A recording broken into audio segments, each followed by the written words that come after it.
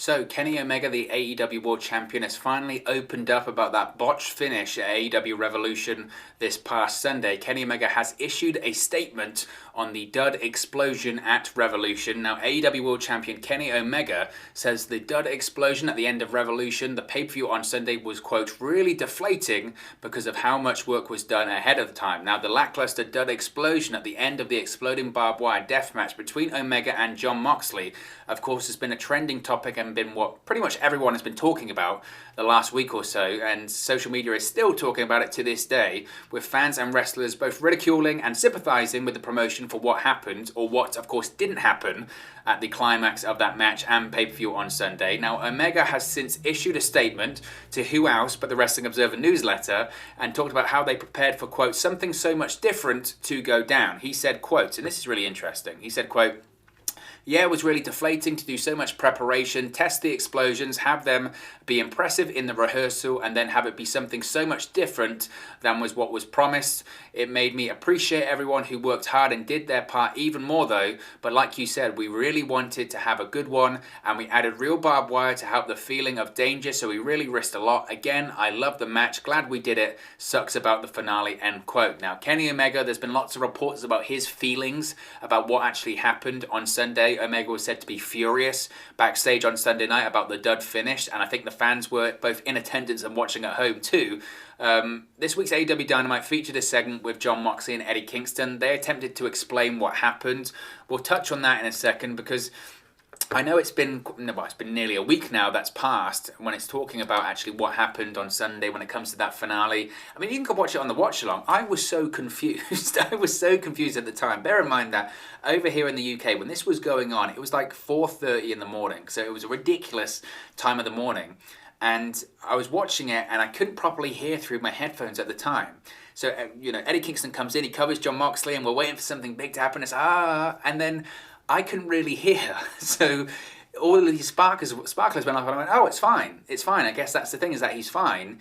But they were still selling it as if this big explosion did happen and the ring blew up and all this kind of stuff. And look, I get it. Tony Khan came out afterwards and he kind of said, well, what were you expecting? Are we actually going to blow people up? No, I don't think so.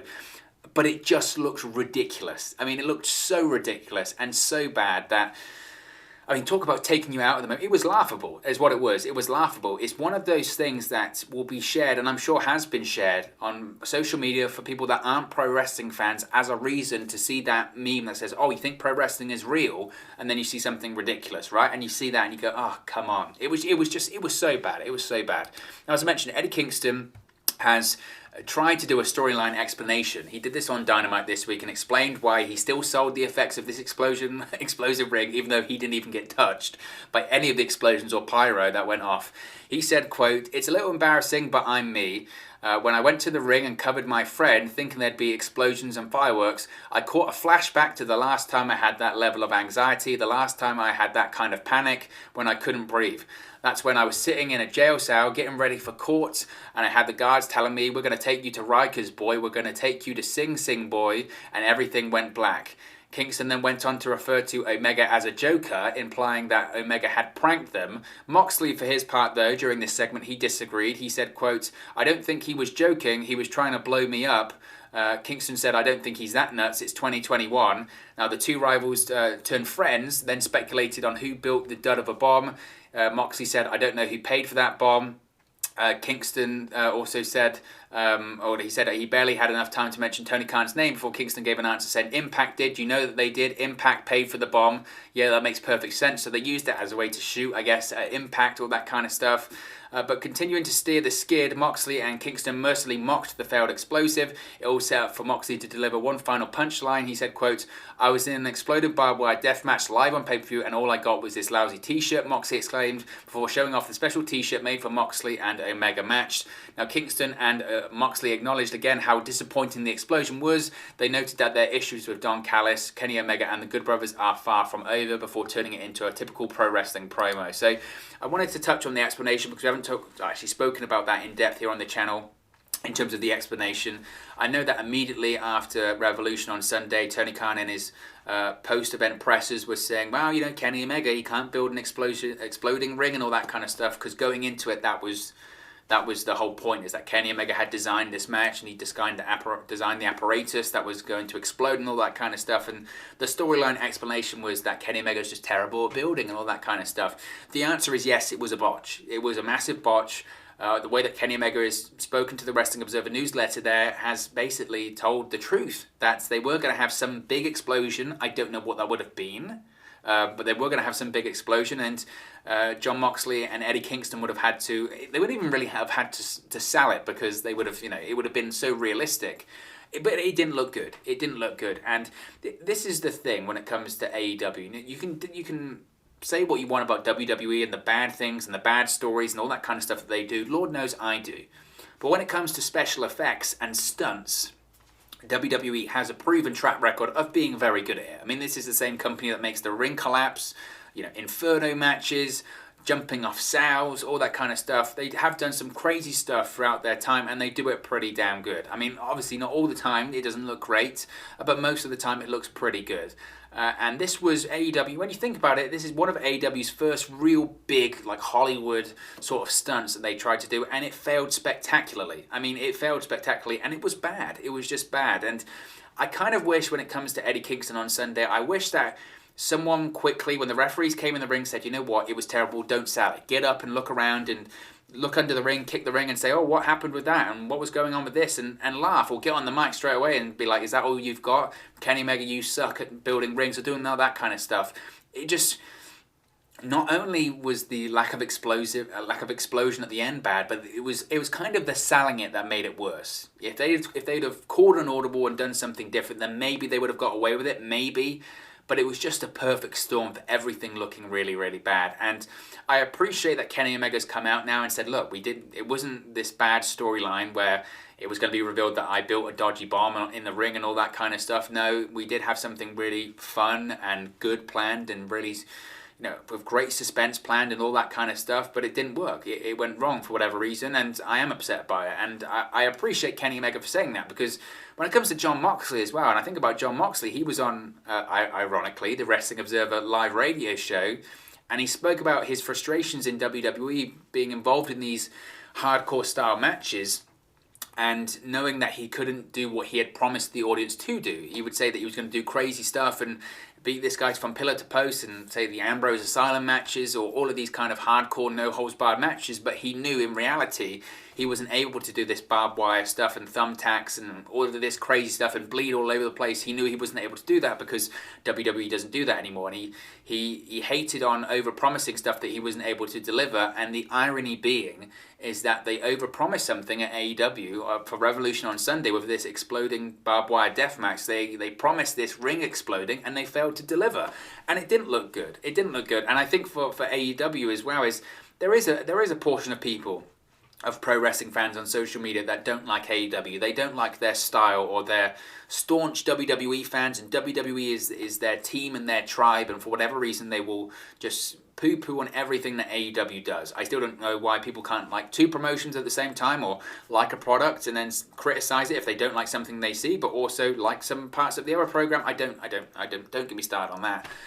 But it just gave them so much ammunition, didn't it? Those people that don't like AEW, the ammunition that they got from that ending for Revolution on Sunday, I mean, that's enough to last them for years and years. They will always bring that up. And it's a shame, because it was a good pay-per-view. It was a really good pay-per-view. I mean, the parts of it felt a bit, long, and I still think it was a long pay-per-view. It was over 4 hours. But there were parts of that pay-per-view that were really good. And the match itself, the main event, was really good. But that pay-per-view, the entirety of that pay-per-view, and mostly that match, will always be remembered for the finish. I think Vince McMahon always said, it's not about what you do in the match, it's how you end it. And it's a great point, because people will only ever talk about Revolution, and especially that main event. They'll talk about the dud that happened after the match, and it is a shame. It is a shame. And while I appreciate AEW trying to do an explanation and trying to explain what happened or didn't happen in the case of the explosion, I don't think any explanation is probably going to do it justice. But they've got to come up with something, right? They've got to try and explain it away. Do I think they'll do another one of those matches? I guess it depends. Not anytime soon. I don't think they'll do that. But do I think they'll try this in the future again? Probably. I think they'll try something like this, because they want to get it right. I don't think this will scare them off never doing something like that again, but frankly, you don't do exploded barbed wire death matches every other week, do you? So it's probably going to be at minimum a year or so before they do ever this kind of match again. So they'll have to work on their special effects and these kind of big attraction type matches. If they're going to do them, you have to ensure that you get them right. And Kenny Omega said that there was rehearsals and run-throughs, and unfortunately it didn't work out, which is a shame. It is a shame because that's what it's going to be mentioned about. But Kenny Omega essentially confirming what we all knew. We all knew that this was a massive botch, and that he was really unhappy and furious about it after the show. I think a lot of fans were. I think the reaction on social media was certainly interesting, and again, not only had AEW received a bit of negative press about the way that the show ended, but also there's been this big discussion, hasn't there, been about copyright material on social media as well, which I wanted to touch on briefly, because after Revolution on Sunday, obviously, because of this ridiculous ending to the pay-per-view with a lack of explosion and selling it, obviously lots of people were talking about this on social media, and it's very difficult to get your point across without having the video or the photo of it present. And essentially what was happening was lots of videos and photos were being taken down, and they're using copyright strikes and all that kind of stuff to remove these videos. Now, obviously, AEW are well within their rights to do so. It's their footage, it's their content. If they want to take that down, they can do what they see fit. It's not a great look. It certainly looks like AEW is trying to, hide what was an embarrassing moment on pay-per-view, and they can only do that so much because the video footage will always be out there. I mean, it happened. So I don't know about that, and I know people like to hold that against AEW and saying, well, you said you were going to be a company for the fans, run by fans, and all that kind of stuff, and yet you're copywriting all this stuff on this material and all this kind of stuff. And I saw a YouTuber or something, shot off at Tony Khan about it, and Tony Khan actually responded, and it's a good point. He's like, I budget millions of dollars to make this content every single week, and you want to use it for your own revenue. You can't really do that. I mean, that's fair I understand that on YouTube, maybe not so much on Twitter. At the end of the day, social media, as I mentioned, it's within AEW's rights to do so. It did feel like just pure embarrassment from AEW's point of view that they were just trying to remove as much discussion about the ending of that pay-per-view, but they couldn't.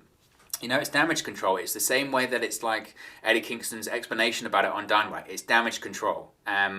I'm surprised it's taken this long. I mean, it's Friday today, and I'm surprised it's taken this long to actually get a full-on confirmation from someone involved, like a Kenny Omega, and say, look, yeah, it was a botch. It wasn't planned. I know they've tried to indicate that this was planned, this was a storyline. No, it wasn't meant to happen like that. Now, I understand as I mentioned at the top of the video, I understand what Tony Khan's trying to say when he's saying, like, look, I understand it's an exploding barbed wire death match, but we're not going to kill anyone on pay-per-view. We're not going to actually blow up Jon Moxley and Eddie Kingston on pay-per-view. I mean, I know it's pay-per-view, but I mean, that would be slightly ridiculous if they wanted to do that. So the idea that we were actually going to get Jon Moxley and Eddie Kingston blown to smithereens, that's one thing. But I'm sure that what they intended was to maybe have some form of an explosion under the ring in the canvas, and then maybe the ring sort of, capitulate in on itself, and maybe have sort of Jon Moxley and Eddie Kingston sort of disappear into sort of the rubble of the canvas. I think they would have done something like that. I think if it was WWE, they would have done something similar. I think that the ring would have kind of imploded, and you wouldn't have really been able to see Moxley and Kingston that well. It would have kind of just, I don't know, I think they could have probably done something different like that. The fact that it was just, Kingston on top of Moxley like that the whole time, when no form of pyro had come anywhere near them. I mean, it was like they had the Kevin Nash Diesel pyro coming up from the corner posts, and Gilbert walking out with a sparkler. It was ludicrous. It was ludicrous, wasn't it? And now we know officially that it was a botch. It wasn't planned or anything like that. So where do they go from there? Well, it looks like they're moving on, obviously, because Kenny Omega had the confrontation with Christian Cage. We did a video talking about that, so I think that's where we're going next for the AEW World Championship. As far as Kingston and Moxley, that's a tag team, so I would assume they might even be facing the Good Brothers or something like that, which possibly, considering they mentioned Impact Wrestling in the promo on Wednesday, you would think maybe we're going to see some Jon Moxley and Eddie Kingston appearances in Impact Wrestling, because maybe they're going to challenge the Good Brothers for the Impact Tag Team Championships. That would certainly be very, very interesting. I'd be I'd be definitely on board for that. So certainly is going to be interesting with that going forward, but we have a bit more information when it comes to the lack of explosion at the end of the Barbed Wire Death match on Sunday. But of course, as always, it's just one man's opinion. What are your thoughts on Kenny Omega addressing the botch at the end of Revolution on Sunday? Let me know your thoughts in the comment section below. I'll do my best to respond and reply to all of your comments. Really enjoy interacting with you guys, talking about AEW, WWE, Impact Wrestling, New Japan Pro Wrestling, all things pro wrestling here on the channel. So be sure to get involved in the community, drop a comment below. All opinions are welcome. If you have enjoyed this video, please do smash a like on the like button too. Really just help us out here on YouTube, get the rankings, and get into people's recommendation feeds if they haven't seen our videos previously. But most importantly, if you haven't already, please do subscribe to Wrestling News 365. You can do that by clicking the bottom right hand corner of the screen right now, or if you wait a few seconds, there'll be a subscribe button at the end of this video along with another video for you to watch. Thank you very much for watching, listening, streaming, or however you come across this video today, and I'll speak for you again very, very soon. Hey guys, thank you for watching, listening, streaming, or however you come across this video today. Be sure to click on the video on the right there to watch our next video, or click the bottom there to subscribe, or the bottom right hand corner. Thank you very much, and I'll speak to you again very soon.